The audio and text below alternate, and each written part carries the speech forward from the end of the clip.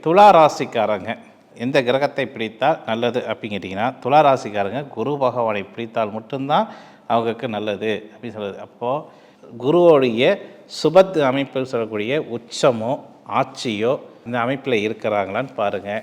அல்லது குரு பகவான் உங்கள் லக்னத்துக்கோ இல்லை உங்கள் ராசிக்கோ அது ஆப்போசிட்டாக இருக்கிறாங்க அப்படின்னா உங்களுக்கு வரக்கூடிய அதிர்ஷ்டங்கள் குறைவாகும்னா நிச்சயம் குறைவாகக்கூடிய வாய்ப்பினை உண்டு.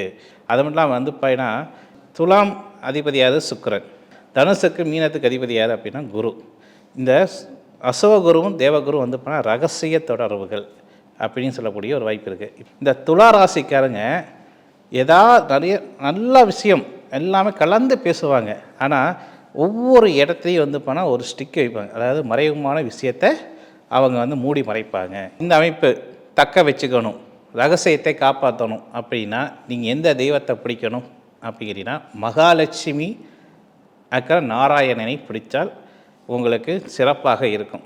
இதுவே சுக்கிரபகவான் உங்களுக்கு குறைவாக இருக்குது, மறைமுகமான ஸ்தானத்தில் இருக்கிறாங்க. அது மட்டும் இல்லாமல் பார்த்தா சுப பார்வை இல்லாமல் அசுப பார்வையில் இருக்கிறாங்க. அசுப சம்மந்தப்பட்ட நபரோட அந்த கிரகங்கள் சேர்ந்து இருக்குது அப்படின்னால் நீங்கள் யாரை பிடித்தால் நல்லது அப்படி கேட்டால் உக்கிரமான தெய்வம் சொல்லக்கூடிய அம்பாளை பிடிப்பது நல்லது. அப்போ உக்கிரமான அம்பாளை யாரு கேட்டிங்கன்னா காளி, பிரத்திங்கரா, துர்க்கை இந்தமாரி தெய்வங்களை பிடித்து வழிபட்டால் உங்களுக்கு நான் சொல்கிற மாரி அவங்க மூலிமா நீங்கள் யாரை நீங்கள் எதிர்பார்த்து அந்த ரகசியத்தை நீங்கள் காப்பாற்றி அவங்க மூலிமா டபுள் மடங்கு நம்மளுடைய பாசிட்டிவ் எனர்ஜியை எடுத்துக்கணும் அப்படின்னு நினைக்கிறீங்களோ அவங்கள மறைமுகமாக விரோதி ஆகிட்டாங்கன்னா அந்த விரோதித்தன்மையை சரி கட்டுறதுக்கு இந்த தெய்வங்களை உதவி செய்யுமானால் நிச்சயம் உதவி செய்யக்கூடிய வாய்ப்பினை உண்டாகுது.